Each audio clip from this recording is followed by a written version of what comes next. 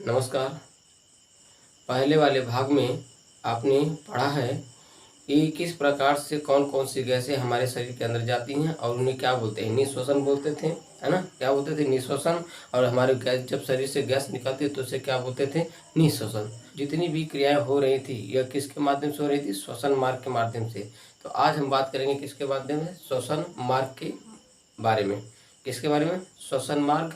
कौन कौन से मनुष्य के अंदर श्वसन मार्ग हैं जिससे गैस अंदर जाती हैं और गैस बाहर निकलती हैं। ठीक है, आइए डिस्कस करते हैं श्वसन मार्ग। बात करते हैं किसके बारे में? श्वसन मार्ग के बारे में। ठीक है, श्वसन मार्ग किसे कहते हैं? श्वसन मार्ग देखेंगे, देखिए गैस जिस मार्ग से जाती है ना, गैस जिस मार्ग से शरीर के अंदर जाती है उसे क्या बोलते हैं? श्वसन मार्ग। एक तो हमने थ्योरी लिखी है, थ्योरी के माध्यम से भी आपको समझाते हैं। वायु जिस मार्ग का अनुसरण करती हैं, जिस मार्ग का प्रयोग करती हैं, उसे क्या बोलते हैं? श्वसन मार्ग। या एक और थ्योरी लिखा हमने, लिखा है थ्योरी, वायु जिस मार्ग से शरीर के अंदर जाती हैं उसे क्या बोलते हैं? श्वसन मार्ग बोलते हैं। ठीक है, या कौन कौन से मार्ग हैं थोड़ा सा इसके बारे में चर्चा कर लेते हैं। तो हमने दो तरीके से मार्ग के बारे में बताया, एक डायग्राम के माध्यम से, दूसरा इस सीक्वेंस के माध्यम से। ये एक क्या होता है? नसा छिद्र, दूसरा नसा कपाट, ग्रसनी, स्वरयंत्र और श्वास नली, श्वसनिया, उपश्वसनिया और वायुकोष्ठ। ये सब क्या है? श्वसन मार्ग है। क्या है? श्वसन मार्ग। और इनके माध्यम से कहीं ना कहीं गैस जो होती है फेफड़े के अंदर जाती है। ठीक है, डायग्राम के माध्यम से कहा जाए तो डायग्राम के माध्यम से देखिए आपके समक्ष एक डायग्राम बनाया है, उस डायग्राम के माध्यम से समझाएंगे आपको कि किस प्रकार से गैस कहाँ से सबसे पहले शुरू होती है और कहाँ तक जाकर के किस प्रकार से कोशिका के अंदर पहुँचती है। चलिए सबसे पहले हम शुरू करते हैं नसा मार्ग, नसा छिद्र का। नसा छिद्र, नसा छिद्र किसे कहेंगे? नाक में देखिए, नाक जो कुछ लोग बोलते हैं कि नाक दो होती है, नहीं, नाक दो नहीं थी, नाक एक होती है, उसमें डबल छिद्र होते हैं, छिद्र दो छिद्र पाए जाते हैं। ठीक है, उसे बोलते हैं नसा छिद्र। ठीक है, नसा छिद्र। देखिए यहाँ पे क्या है? नसा छिद्र। इससे नाक में कुछ छिद्र पाए जाते हैं, इसे बोलते हैं नसा छिद्र। जैसे ही नाक के ऊपरी हिस्से में पहुँचते हैं तो क्या देखेंगे? यहाँ पे कुछ हड्डी नुमा संरचना पाई जाती है जिसे बोलते हैं नसा कपाट। क्या बोलते हैं? नसा कपाट। इसको बोलते हैं नसा कपाट। और इसके ये दोनों मिल करके कहीं ना कहीं देखेंगे यह नसा मार्ग बनाने का काम करती है। नसा मार्ग किसे कहेंगे? नसा मार्ग। नाक से भी निकली हुई नली को क्या बोलते हैं? नसा मार्ग बोलते हैं। ठीक है, इसमें होगा क्या? अब ये करते क्या है कि सब देखिए, अब यहाँ से सबसे पहले शुरू होते हैं कंडीशन। नसा छिद्र के माध्यम से गैस शरीर के अंदर जाती हैं। जैसे यहाँ से इंटर करने का काम करती हैं तो यहाँ पे देखेंगे इसके अंदर कहीं ना कहीं रोम यानी कि बाल नुमा संरचना पाई जाती है जिसे बोलते हैं रोमाभ है। क्या बोलते हैं? रोमाभ। इनका काम क्या होता है कि वातावरण के अंदर जितनी भी गैसें हैं, जब हम गैस को लेते हैं खींचते हैं तो उसके साथ बहुत सारे धूल कण, है ना, बहुत सारे आप कह सकते हैं कि वेस्ट मटेरियल जो है शरीर के अंदर जाने का काम करते हैं, तो उनको प्यूरिफाई करने का, छानने का काम करती है। तो जितने भी बड़े बड़े कण होते हैं उनको यहीं पर, है ना, इसे रोमाभ में ही छान दिया जाता है। लेकिन जैसे उससे छोटे कण होते हैं ये करते क्या कि अंदर की तरफ चले जाते हैं। तो यहाँ पे आपको मिलेगा नसा कपाट। ये नसा कपाट हमने बताया, नसा कपाट जो है कहीं ना कहीं देखेंगे इसके अंदर म्यूकस यानी कि श्लेष्म होते हैं। हमेशा चिपचिपा पदार्थ होता है जिसे श्लेष्म बोलते हैं। और इनका काम होता है कि जितने भी छोटे कण जो प्यूरिफाई होने के बाद अंदर की तरफ आ रहे हैं उनको चपकाना, है ना, उनको चपकाना होता है कि ये अंदर की तरफ न जाए, फेफड़े में न जाए। ठीक है, जाएंगे तो क्या करेंगे? कहीं ना कहीं प्रॉब्लम खड़ी करेंगे, दिक्कतें पैदा करेंगे। ठीक है, तो देखेंगे कि नसा जो ये है, नसा कपाट है, इसमें से निकलता है चिपचिपा पदार्थ जिसे बोलते हैं श्लेष्म हिंदी में, और इंग्लिश में बोलते हैं म्यूकस। ठीक है, ये करता है कि धूल कण को चपका लेता है, जिसको बाद में या कुछ घंटों के बाद में देखा सूख जाता है तो लोग इस प्रकार से निकाल करके नचा कर फेंक देते हैं, है ना। ये सब देखेंगे सबसे पहला भाग होता है श्वसन तंत्र में भाग लेने वाला। कौन? नसा मार्ग और नसा कपाट। ठीक है, और ये दोनों मिल करके बनाते हैं क्या? नसा मार्ग। क्या बनाते हैं? नसा मार्ग। नसा मार्ग किसे कहेंगे? नाक से निकली हुई नली को नसा मार्ग बोलते हैं। ठीक है, अब उसके नीचे जैसे ही आते हैं तो जैसे ही नीचे आएंगे तो यहाँ पे एक चीज मिल रखा गया है, क्या? ग्रसनी। क्या? ग्रसनी, जिसे बोलते हैं फ्रेनेक्स। क्या बोलते हैं? फ्रेनेक्स, ग्रसनी। ठीक है, ग्रसनी का काम क्या होता है? देखिए ग्रसनी किसे कहते हैं? जहाँ पे आहार नाल और श्वसन नाल, जहाँ पे आहार नाल और श्वसन नाल दोनों आपस में आकर के मिलते हैं उन्हें क्या बोलते हैं? ग्रसनी। देखिए यहाँ पे क्या है? दोनों चीज़ आकर के आपस में मिल रही हैं और इस भाग को क्या बोला जा रहा है, ग्रसनी। और यहीं पे वायु भी आएंगी और भोजन भी आएंगे, लेकिन जैसे इसके नीचे इंटर करते हैं तो कुछ अलग प्रकार का स्ट्रक्चर दिखाई देता है। ठीक है, अलग प्रकार के स्ट्रक्चर, और अलग प्रकार के स्ट्रक्चर में देखेंगे कहीं ना कहीं मिलेगा कि आपको स्वर यंत्र। स्वर यंत्र किससे बोलते हैं, वॉइस बॉक्स बोलते हैं इसको। क्या बोलते हैं, वॉइस बॉक्स, है ना। वॉइस बॉक्स का मतलब देखिए ये जो है ना, ये इसको टेटुआ भी बोलते हैं। क्या बोलते हैं, टेटुआ, है ना। और इंग्लिश में एडम एप्पल के नाम से जाना जाता है। ठीक है, तो इनका काम क्या होता है, वॉइस यानी आवाज़ को बनाना। ठीक है, इसी की जस्ट ऊपर एक द्वार पाया जाता है। वो द्वार करता क्या है कि वह आहार नली को और श्वसन नली को बांटने का काम करता है। ठीक है, और उस द्वार को कहा जाता है घाटी। क्या बोलते हैं, घाटी द्वार बोलते हैं। और घाटी द्वार, और इसमें एक लगी होती है प्लेट, प्लेट लगी होती है जिसे बोलते हैं घाटी ढापन। क्या बोलते हैं, घाटी ढापन, घाटी ढापन। ठीक है, घाटी ढापन, और इंग्लिश में बोलते हैं एपिग्लॉटिक्स। ठीक है, एपिग्लॉटिक्स बोलते हैं। अब इसका काम क्या होता है, इसका काम ये होता है कि किस प्रकार से, है ना, कि श्वसन को किधर जाना है और भोज्य पदार्थ को किधर जाना है, इसकी डिवाइड करने का काम करती है। तो देखिए एक हमने इधर बनाया है, एक और चीज़ बनाई है जिससे हम बोला गया, लिखा है हमने क्या, आहार नली। आहार नली किसे कहेंगे, जिसके अंदर, आहार का मतलब क्या होता है, भोजन, है ना। तो ऐसी नली जिसके अंदर भोजन जाते हो उसे क्या बोलते हैं, आहार नली। और ये कौन डिसाइड करता है, तो किसके माध्यम से, घाटी ढापन के माध्यम से। तो ये घाटी ढापन जो होती है, ये अक्सर आप देखेंगे हिचकी वगैरह आता है। हिचकी का आना किसके कारण होता है, इस घाटी ढापन के कारण। अब इसको कंट्रोल कौन करता है, इसको कंट्रोल करता है हमारा ब्रेन। कौन करता है, ब्रेन करता है।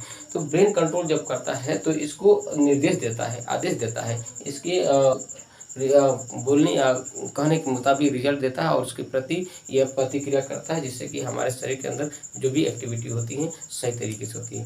तो जैसे ये एपिग्लॉटिक्स, इसका काम क्या होता है कि भोजन को और गैस को अलग अलग हिस्सों में डिवाइड करना। जैसे मान लीजिए कि आप भोजन कर रहे हैं, है ना, भोजन कर रहे हैं, जैसे भोजन गए अब माइंड को ये संदेश पता है कि ये सूचना मालूम है कि आप भोजन कर रहे हैं। ऐसे भोजन करेंगे तो ये कहेगा क्या कि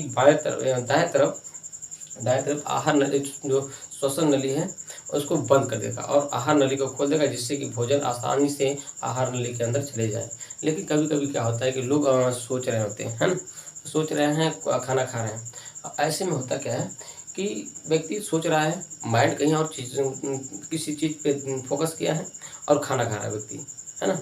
अब उस समय होता क्या कि जैसे व्यक्ति खाना खा रहा है, माइंड कुछ और चीज़ें सोच रहा है, तो उस दौरान ये एपिग्लॉटिक्स के माध्यम से ये ये बताइए कि ये भोजन है कि ये गैस है, इसको हम किधर डाइवर्ट करें, घुमाएं। ठीक है, डाइवर्ट करें। तो जैसे ही क्या होता है कि अब व्यक्ति तो सोचने में लगा है, वो सोच रहा है और खाना खा रहा है, तो ये पूछ रहा है कहीं एपिग्लॉटिक्स यानी घाटी ढापन कर रहा है कि इसको किधर भेजना है, भोज्य पदार्थ को किधर भेजना है, आहार नली में भेजना है कि श्वसन नली में भेजना है। अब व्यक्ति सोचने में लगा है, तो रीजन क्या था, कभी कभी अचानक बाई चांस क्या होता है कि इसको घूमना चाहिए किधर, दाएं तरफ, अब घूम जाता है कहीं बाएं तरफ। जैसे घूमता है तो ये तुरंत क्या होता है, यह जो श्वसन नली है ना, जो श्वास नली है, इसके अंदर अगर मटेरियल हल्का सा भी जाता है तो तुरंत हृदय यहाँ पे हृदय और फेफड़े के लिए पूरी कोशिकाएं तुरंत उसको पंपिंग करने का काम करती हैं।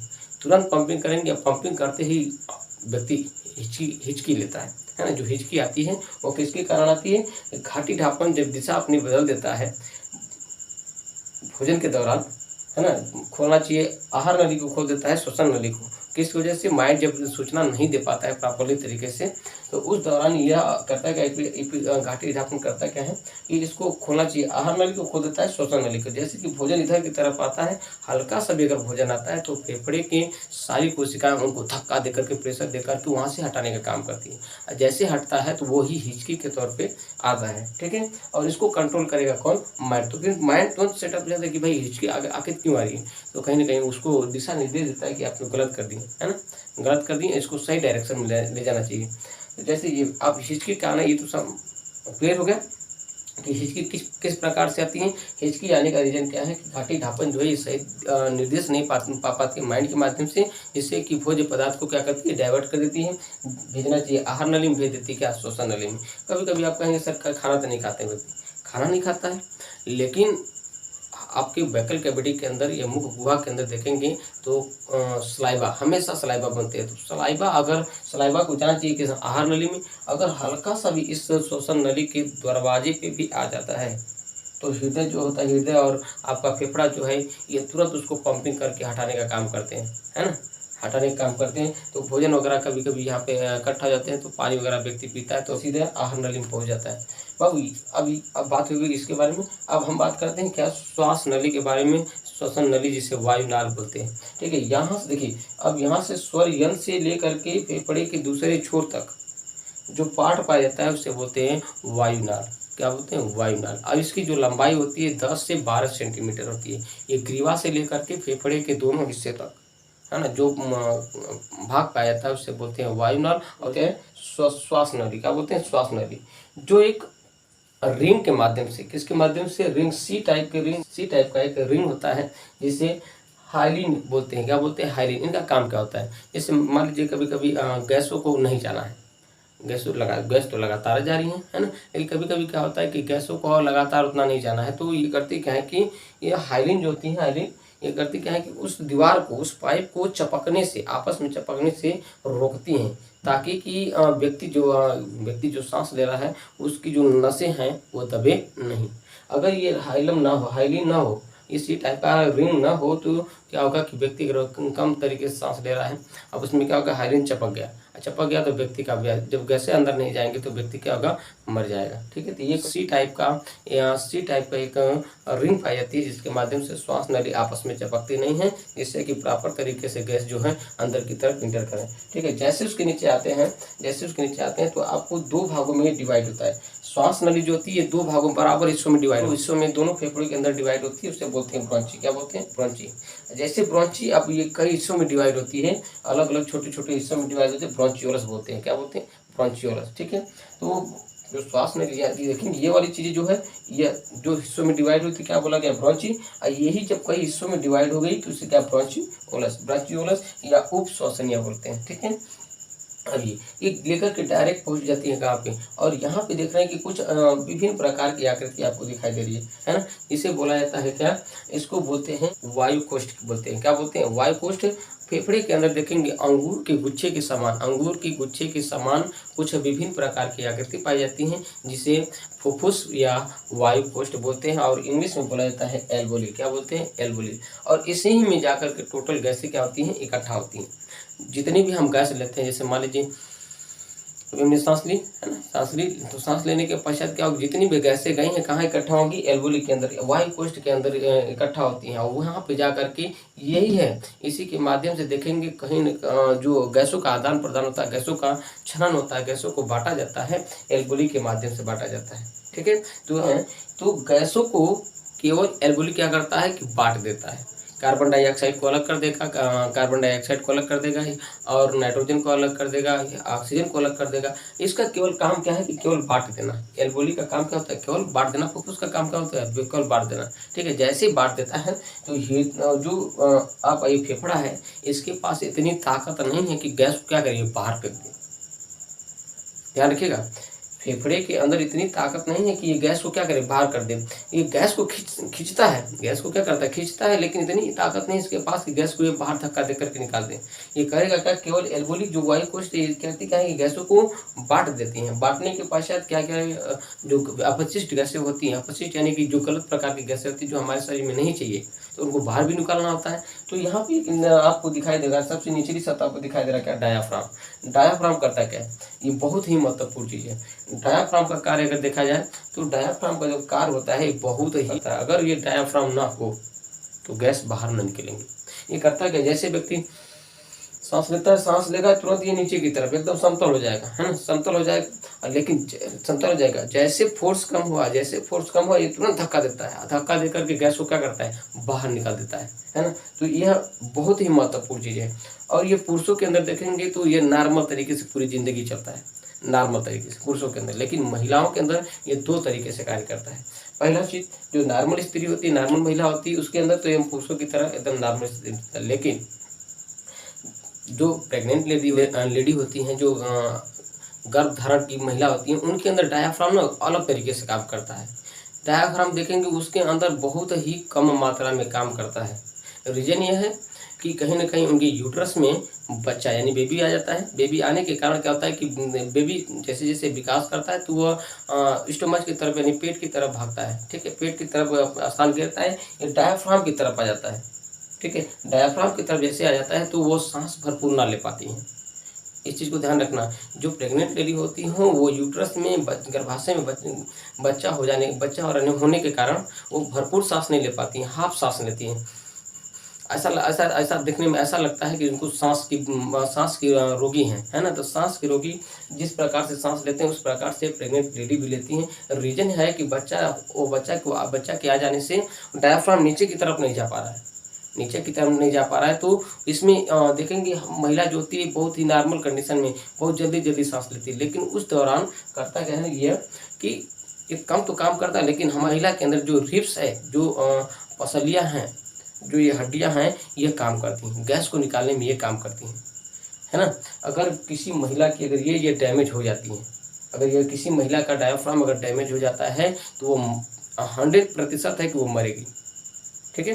तो प्रेग्नेंट लेडी के अंदर देखेंगे ये 2 तरीके से काम करता है। नॉर्मल जो स्त्री होगी वो सामान्य पुरुषों की तरह काम करेगा डायाफ्राम जब तक वह नॉर्मल स्थिति में रहेंगी, लेकिन जो प्रेग्नेंट लेडी होती हैं उनके अंदर यह विशेष देखेंगे ये अलग प्रकार से काम करता है, कह सकते हैं कम काम करता है और उनके अंदर सबसे ज़्यादा रिब्स काम करते हैं यानी कि ये पसलियाँ काम करती हैं गैसों को बाहर निकालने में। ठीक है? इसका काम समझ में आया कि डायाफ्राम कितना महत्वपूर्ण है। डायाफ्राम अगर ना हो ना तो किसी भी जो भी व्यक्ति है जो गैस ले रहा है, सांस ले रहा है, वो सांस को बाहर नहीं छोड़ पाएगा। ठीक है? तो ये महिलाओं के अंदर किस प्रकार से काम करता है आप ये समझ गए। चलिए अब इसके बारे में अगर थोड़ा सा और बता देते हैं कि जो हमारा ये फेफड़ा है, ये फेफड़े के ऊपर एक लेयर पाई जाती है। इस लेयर को नाम बोलते हैं इस लेयर को बोला जाता है फुफ्फुस आवरण बोलते हैं। फुफ्फुस आवरण बोलते हैं, इसे इंग्लिश में बोला जाता है प्लूरा मेम्ब्रेन। क्या बोलते हैं? Pleura membrane. फुफ्फुस यानी कि फुफ्फुस आवरण हिंदी में बोलते हैं और प्लूरा मेम्ब्रेन इंग्लिश में बोलते हैं। फेफड़े के ऊपर जो दोहरी झिल्ली पाई जाती है उसे बोलते हैं क्या? Pleura membrane. और ये क्या होती है? फुफ्फुस आवरण, है ना? हिंदी में क्या होती है? फुफ्फुस आवरण। अंगूर के गुच्छे के समान आकृति, इसको थोड़ा सा हमने बाहर निकाला है। देखिए इस प्रकार की आकृति दिखाई दे रही है ना? अंगूर के गुच्छे के समान आकृति दिखाई दे रही है, जिसे कोपिका भी बोलते हैं। क्या बोलते हैं? कोपिका। और इसको एक जो अंगूर का गुच्छा के समान दिखाई दे रहा है इसे वायु कोष्ठ बोलते हैं और इन्हीं के अंदर वायु कोष्ठ या हिंदी इंग्लिश में बोलते हैं एल्वोली। क्या बोलते हैं? एल्वोली। और इन्हीं के अंदर गैसों का एक्सचेंज होता है। गैस यहीं पे बढ़ती है, नाइट्रोजन हो, कार्बन डाइऑक्साइड हो और ऑक्सीजन हो, जो भी गैसें होती हैं इन्हीं के अंदर आकर के बढ़ती हैं। और इनको प्रेशर देकर निकालता कौन है? डायाफ्राम। डायाफ्राम का काम ना भूलेंगे, डायाफ्राम बहुत ही महत्वपूर्ण चीज़ है। ठीक है? डायाफ्राम का काम इतना महत्वपूर्ण है, अगर डायाफ्राम ना हो, जैसे कभी देखे होंगे कि कोई व्यक्ति गाड़ी से चल रहा है ना? गाड़ी से चल रहा है, अचानक चोट लगी, है ना? चोट लगी, वो गिरा मर गया। रीजन क्या है? कहीं न कहीं लोग बोलते हैं कि कुछ नहीं, गिरा और मर गया।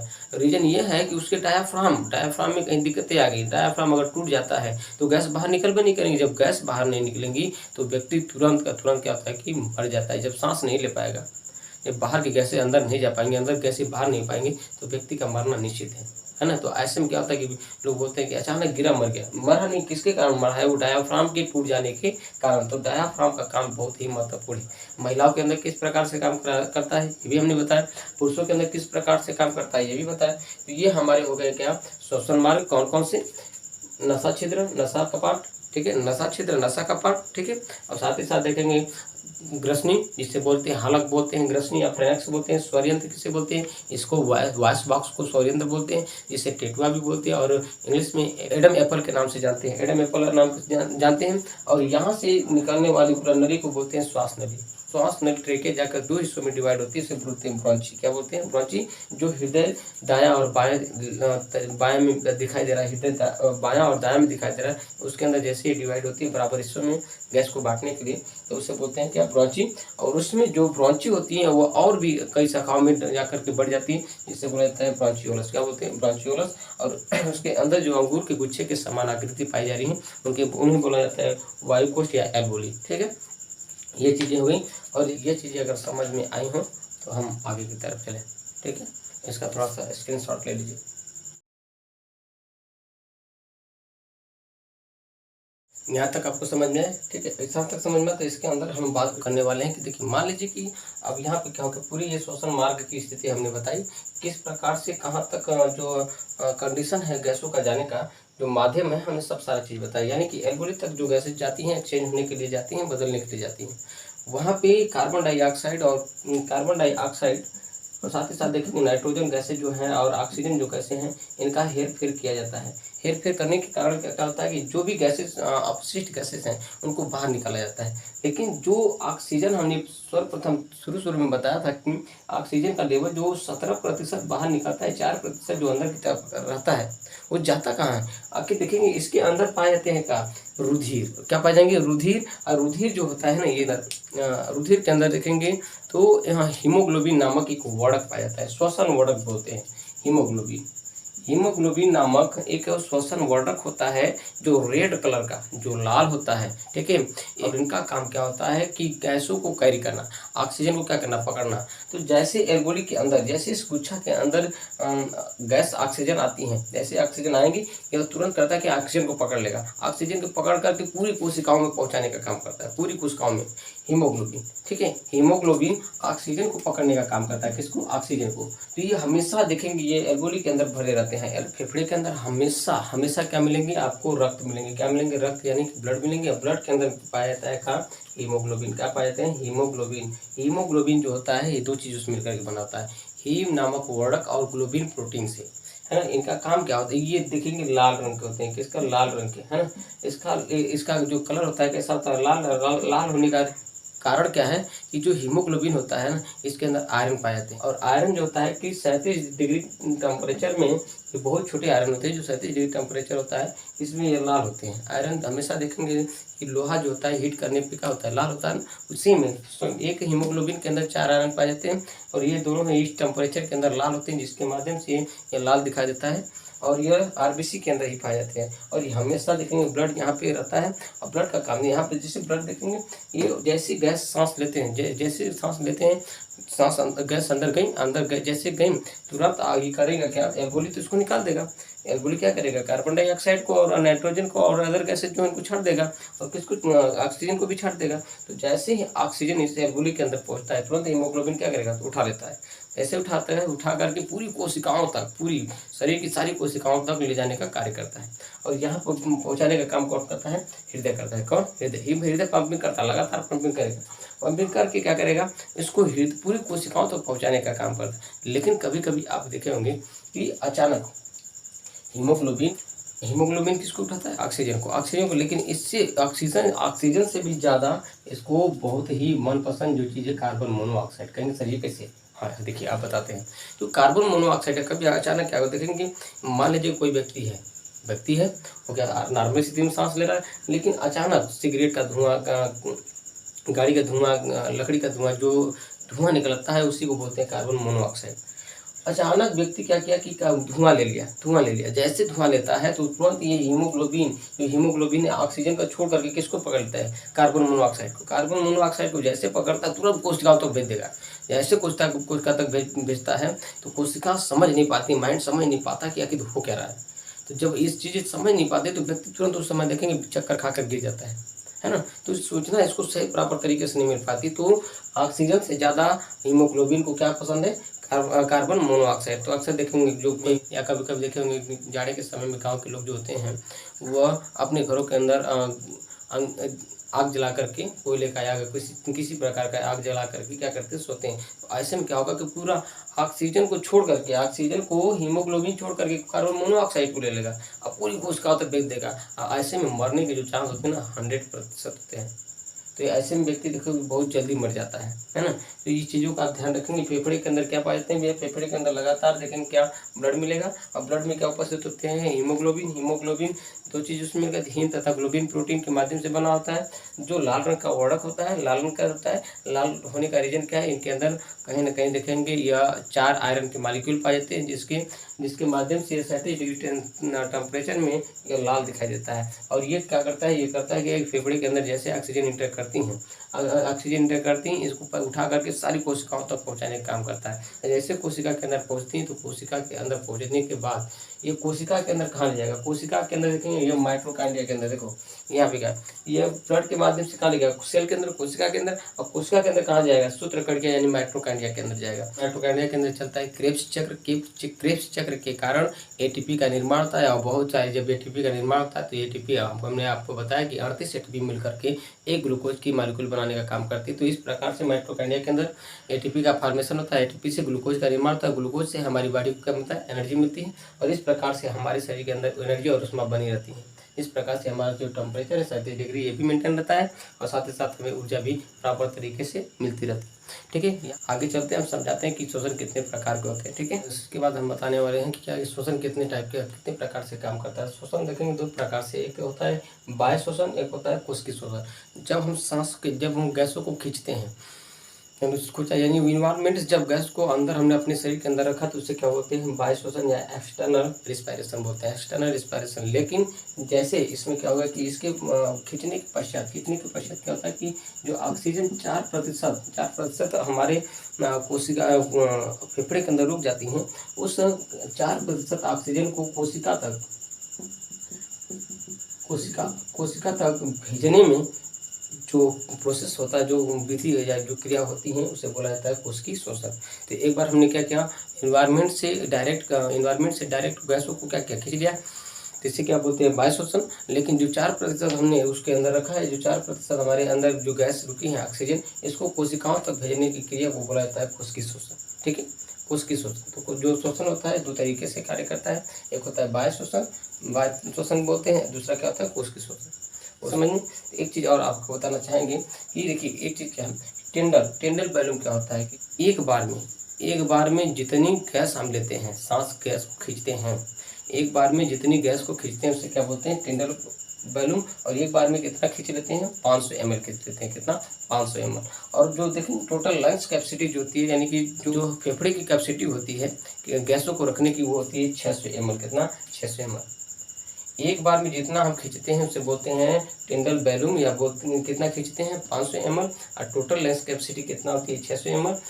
अच्छा, कभी कभी हम लोग क्या करते हैं, पर्वत पे जाते हैं, समुद्र के अंदर जाते हैं, समुद्र की गहराई में जाते हैं, तो उस जगह पे हम लोग क्या करते हैं कि ऑक्सीजन के साथ दूसरी गैसों को मिला करके जाते हैं। देखिए कौन कौन से, तो पर्वत पर जब जाते हैं तो ऑक्सीजन के साथ नाइट्रोजन मिलाते हैं, ऑक्सीजन के साथ क्या मिलाएंगे, नाइट्रोजन। लेकिन समुद्र में जब जाते हैं तो यहाँ पर देखेंगे कि नॉर्मल जब स्थिति में समुद्र में रहेंगे तो भी क्या करेंगे, ऑक्सीजन के साथ क्या मिलाएंगे, नाइट्रोजन। जब समुद्र में जब जाते हैं तो भी क्या मिलाएंगे, नाइट्रोजन, ऑक्सीजन के साथ नाइट्रोजन। लेकिन जब समुद्र के अंदर 300 फीट से अंदर जब जाते हैं तो वहाँ पे ऑक्सीजन के साथ क्या मिलाएंगे, हीलियम। क्या मिलाते हैं, हीलियम। तो ये चीज़ें आपको कंसेप्ट हुई, तो इसका स्क्रीनशॉट ले लीजिए। इसके बाद आप कुछ और चीज़ें बताना चाहेंगे, जिसे बोलते हैं आईसीयू। इसका कहेंगे, इसका कभी कभी आप सुने होंगे कि व्यक्ति क्या है, आईसीयू में भर्ती है, वेंटिलेटर पर सोया है ना। रीजन क्या, देखो यहाँ पे क्या होता है कि यह श्वसन से ही संबंधित है, सांस से संबंधित है। ठीक है, इसलिए इसको हमने बताना उचित समझा है।